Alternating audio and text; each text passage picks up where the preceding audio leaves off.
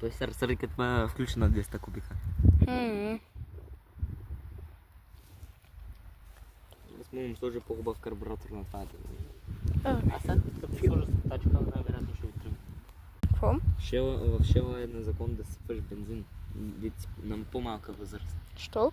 Не знам. Ако примерно майка ти те е изпратила да сипеш бензин на Поршето, защото то много гълта, защото е джип все пак. Виж.